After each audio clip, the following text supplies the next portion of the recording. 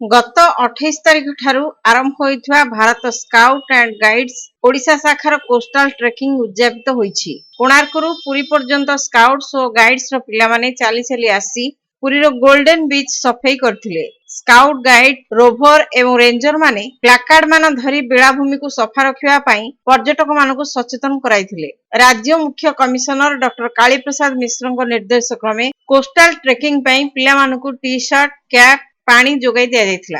रविवार अंतिम दिवस रे राज्य मुख्य कमिशनर डॉक्टर काली प्रसाद मिश्र योगदान करथिले। अन्यतम अतिथि भावे समुद्रकूल थाना इंस्पेक्टर पी के बेहरा, एडवेंचर कमिटीर अध्यक्ष स्वाधीन पंडा, जिला संपादक महेंद्र कुमार विश्वाल उपस्थित थिले। सूचनायोग्य जे प्रतिवर्ष रथयात्रा समय रे ओडिशा राज्य भारत स्काउट्स एवं गाइड्स तरफरु पूरी समुद्रकूल सफाई करा जायथाय।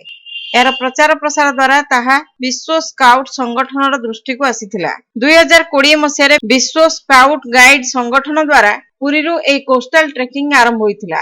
एथिरे मुख्य अतिथि भावे कर्नाटक भारत स्काउट्स एवं गाइड्स रो राज्य मुख्य कमिशनर पीजीआर सिंधिया योगदान करथिले। प्रतिवर्ष स्काउट गाइड रोभर एवं रेंजर मानकु नै बालेश्वर, गंजाम, पुरी, कोणार्क, चंदनेश्वर, गोपालपुर, जगतसिंहपुर, केन्द्रापड़ा, खोर्धा, भद्रक, पारादीप और जलेश्वर आदि समुद्र तटस्थ जिला मानकरे एही भली कार्यक्रम करा जाउछि। ए कोस्टल ट्रेकिंग समय रे पिला माने नदी बंध, नदी कूल, बिल, जंगल मध्य देई जिबा समय रे प्रकृति को उपभोग करथांती। जल जीव मानकु किभली सुरक्षित रखा जाय परिबो सेथि पई प्लाकार्ड मान धरि लोक मानकु सचेतन कराइथांती।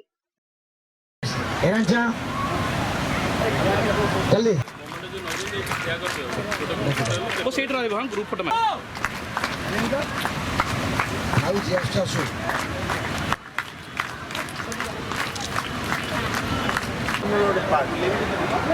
सेकेंद्रा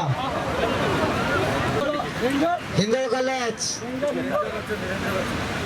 आज ये जो कार्यक्रम होती सरी जाए कोणार्क आरंभ होता एठा पर्यंत यहाँ दीटा जिनस गोटा ट्रेकिंग होची बण जंगल पहाड़ नदी भीतर दे आसिले। द्वितीय बेलाभूमि परिष्कार करने बार्ता देले अन्य मानक एवं बेलाभूमि परिष्कार कले सी बीच क्लीनिंग कह जाए।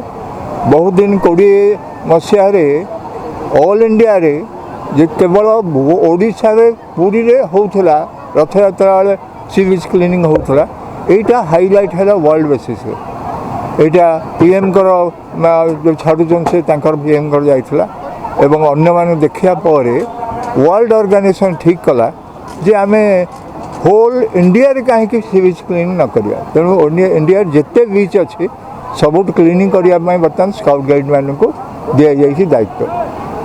ओडिशा रे 1920 मसीह से जिनस आरंभ कराला पुरी रे इंटरनेशनल कमिशनर आसते एवं जने 17 वर्ष है मिनिस्टर अच्छा चीफ कमिशनर आम कर्णाटकार पीजीआर सिंधिया से भी आसते अन्य माने आसते आपणकर विभिन्न पॉलिटिकल लीडर माने आसते ये आरंभ कराई सारा भारत में बर्तमान बीच क्लीनिंग करा।